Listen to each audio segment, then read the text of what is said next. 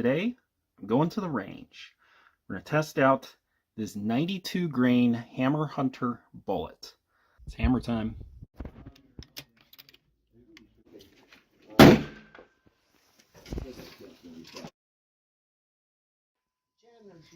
Those are Sandy. Yep. 3757. Yep. And Michelle? Yeah, so it's safe now. Push it forward when you're ready. 69 grains of H4831 SC did even better than 68 grains. I'm going to get back to the house and do some official measurements for you. And 69 grains gave me 0.650 inch group. See today I have a special guest. This is Steven from Bullets for Bucks. He's here in Utah for the Western Hunt Expo, and he's a better shot than me, so maybe he will get my gun to shoot a little better than I can. I charge $100 an hour. I'm just kidding. That's what I'm talking about.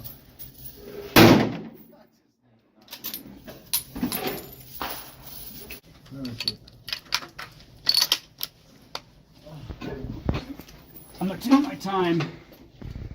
We got to make this one count. You know it. Go backwards, yes, it will. One hole. It's gonna be Really? one hole, I think.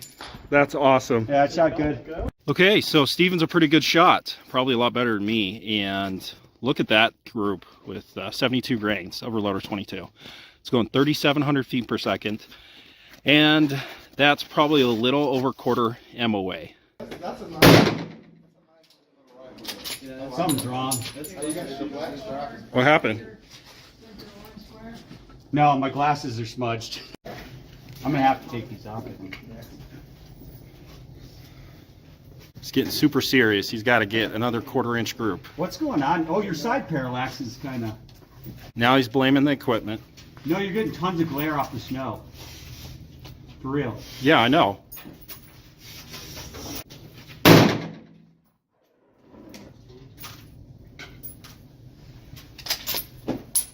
I'm seriously getting serious mirage off the snow. It's crazy. It's like swimming. I know. I went about I went a quarter-inch right of the first, so I'm pulling right. Huh. Or it's just shooting a little right. Oh, You screw up? it's still MOA or sub, but it was low. Last load, 73 grains or loader 22. I haven't chronographed it, but I imagine it's going 38 or just a little over 38. And this isn't bad. Really good success up to this point with pretty darn good velocities. Last I checked, we were getting around 3,800 feet per second. And I feel like there's a little bit more I can get out of this 257 with this bullet.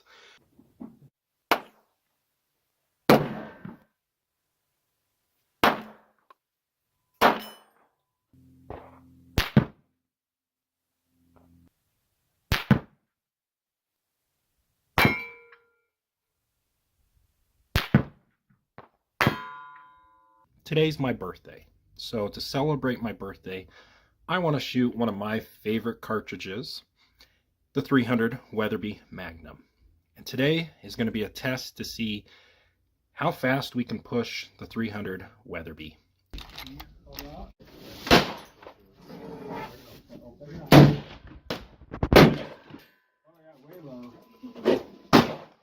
Hope you don't blow yourself up.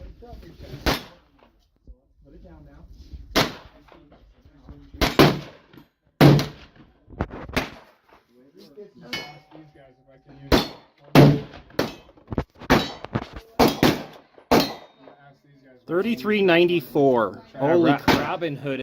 By the way, this is the 300 Weatherby group for the ladder test, so these weren't even all the same weight, obviously, with the grains. Probably 3/4 inch group, maybe smaller, and got up to almost 3,400 feet per second. Crazy. Now, the moment you've been waiting for. What are my personal favorites and why I would use them? Well, they're going to be bonded bullets and monolithic bullets and the partition. So, from left to right, the Nosler AccuBond, I think, is probably one of the most well-balanced hunting bullets that you can get. It has a relatively high BC, much better than a partition. It will expand steel well and penetrate pretty darn well. So I think there is no perfect bullet, but I think the closest one to perfection is probably a bonded bullet, and Nosler makes a really good one in the AccuBond. In front of you is a 200 grain AccuBond that I shot out of a 30-06. The impact velocity, 2,200 feet per second. Now here is one of the most popular bullets you can get right now, a 178 grain Hornady ELDX, and it hit its target around the same velocity. Do you see a difference? There's no lead core. Completely fell apart. Let's now find out what the experts and the more experienced hunters than me, what kind of bullets they use for hunting. Now with Ron Spolmer, he has been hunting for over 50 years, and as a journalist, he has tried just about every hunting bullet.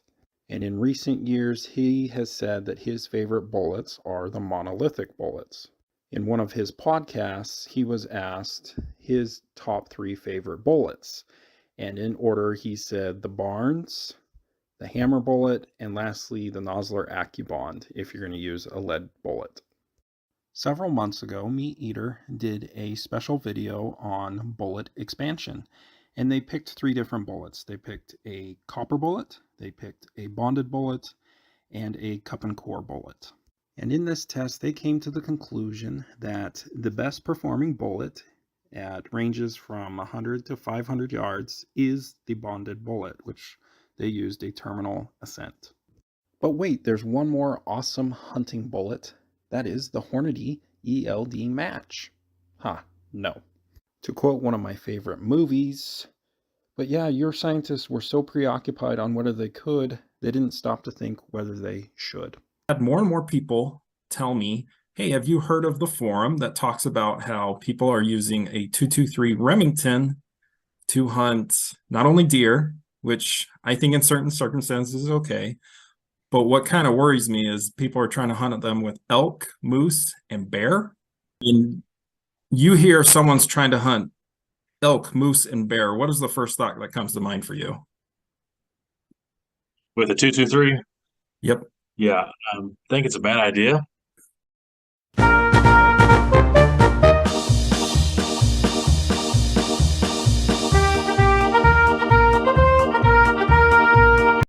The 7mm PRC has hit the market and it has taken off like wildfire. It's a darn good cartridge, no doubt, but it's also been extremely overhyped by the fans. So in this video, I'm going to cover the good, bad, and ugly. Now let's get to the extremely overhyped comments that I've seen. Quote, you can get hand-loaded performance out of factory ammo for a 6.5 PRC, 7mm PRC, and 300 PRC. I think this is really good news for the PRS shooters and the F-class shooters, because all they need to do is get a rifle and a PRC cartridge and buy factory ammo, and they're set. There's no more reasons to hand-load. Woohoo! This comment's fun. This guy's saying all cartridges that are not PRC cartridges are basically Ford Model Ts. Because as we all know, no other cartridge other than the PRC cartridges can shoot high BC bullets. Last, and certainly the dumbest comment that I've seen in a while, quote, 7 PRC is a Mercedes, 6.5 Creedmoor beats a 308, and a 6.5 PRC soundly beats a 6.5 Creedmoor. 7 PRC beats 300 Win Mag. There have been good 7mm, but name one with better ballistics than 7 PRC. You can't, because it's always up there at the top of the class. Then I'm going to show a velocity and accuracy test with factory ammo from Weatherby. Box velocity for the 180 grain AccuBond. I do have my doubts because we are in 50-degree weather, and so I'm going to guess it's going to be a little slower. Thank you.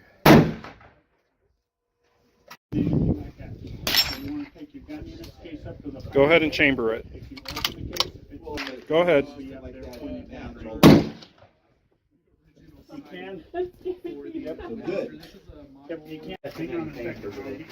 I need everybody to sign in on that.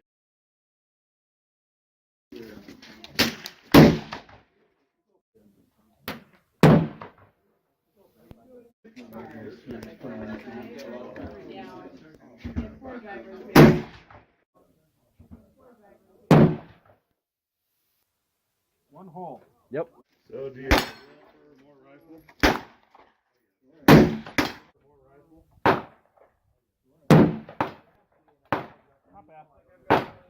Let's look at the range results with that Weatherby factory ammo.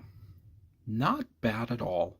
Excited to have a discussion on the classic 270 Winchester. We're going to talk about how it's a lot more versatile than I think a lot of people think it is. And we're also going to discuss how the 270 Winchester is getting a 21st century update that's going to change everything. Now, there was plenty of these bullets in my local store, and I just had to try them. I had to find out, can this old 270 Winchester stabilize these 165 vacuum ball long range? Let me show you the results. Now, I know what you're thinking. These groups are nothing to brag about, and I completely agree with you. A 2-inch group is just not good. But I wanted to point out something. There's no keyholing. This is the 165 vacuum ball long range. I used Reloader 22. I got a top velocity of 2,811 feet per second, which is pretty good. And from what I can tell, they're stabilizing quite well.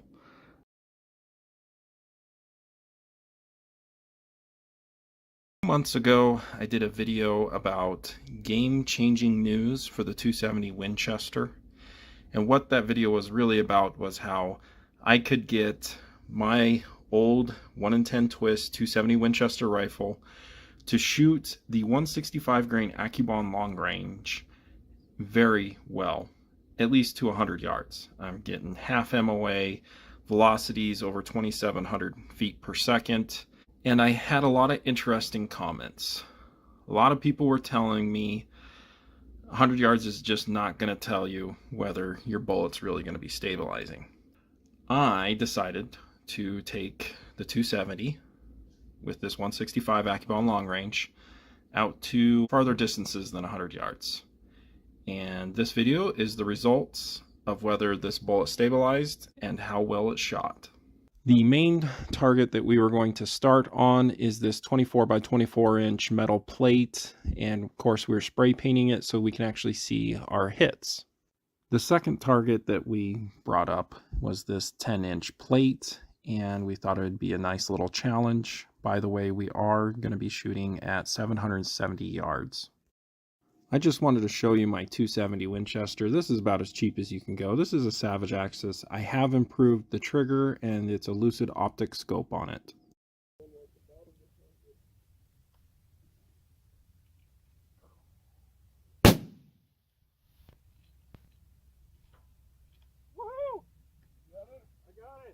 Okay, 270 at the small target, 775 yards away or something.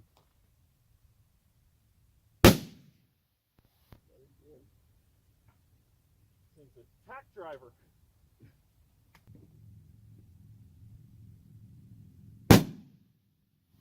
Got it. All right, update. Ran into at least 2 other hunting parties. One of them above me has been taking shots. Wouldn't be surprised if they take another one soon. We've been hearing elk in this little ravine. Oh my gosh. Hey guys, we are headed up for the 2023 Spike Elk Hunt in Utah. All loaded up and really excited. Bringing along my daughter. She loves coming hunting, and it should be really pretty up there. All the colors are changing. You'll guys see in a few minutes, but real excited for this year's hunt, and hopefully we see something and I get a chance to shoot at something, so stay tuned.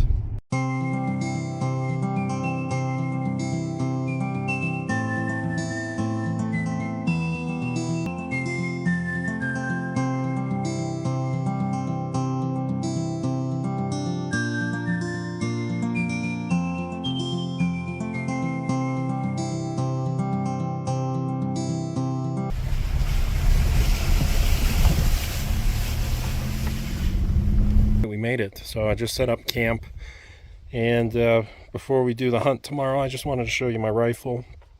This is a Weatherby Vanguard synthetic and 300 Weatherby Magnum. The bullet I'm shooting for the hunt is a 200 grain AccuBond. It's hand loaded, muzzle velocity of 3,100 feet per second. So it's got quite the power. We did our spotting, and funny enough, I've heard 3 bugles in the last 5 minutes right above our camp. I don't know, probably half mile to a mile up above us. Just gonna get dinner started, and tomorrow's the hunt. Super excited. Beautiful morning. The cattle are a bit of a buzzkill. Alright guys, I'm about 1 ridge away from some bugling. Maybe you heard that. There's at least one down there. Hopefully it's a spike. So we've got a little bit of a walk and headed to the next ridge. So let me show you. So that ridge just right over through the trees is where the elk is at.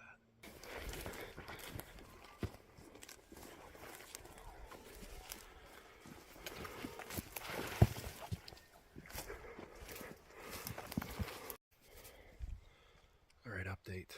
Ran into at least 2 other hunting parties.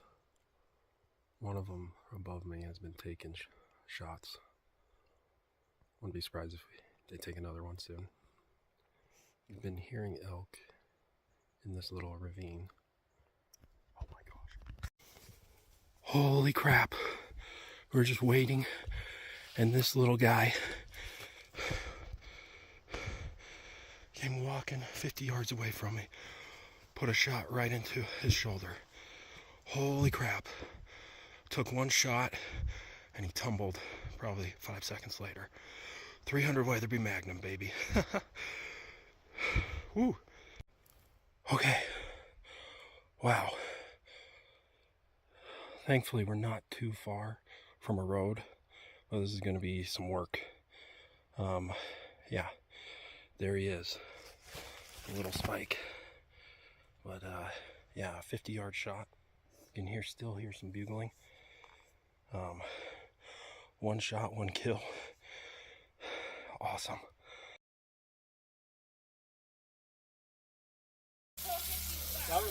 Okay, we had to do some backstrap. About to eat this. Butter, salt, pepper, garlic. This is going to be pretty. Welcome back to another video. I am super excited for this one because I am reviewing and taking to the range a 6.8 Western in the Fierce Twisted Rage. Good success with the 170 Burger EOL, and I just happen to have some 165 grain AccuBond long range, and I'm really excited to try these out in a 6.8 Western. Go ahead now for the 60 grains. Go ahead. 29.49. This is basically a max load. Yep. So You ready? 61 grains. Yep. Max load. Go ahead. 29.74. Now our last one, 62 grains.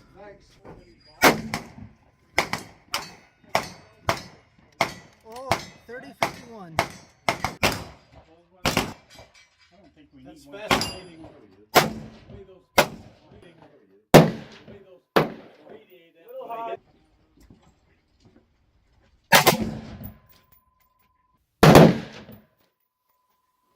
It was too loud. About an inch lower. Spongy. It's spongy? Mine your way. No. Mine your way. No. That's not bad.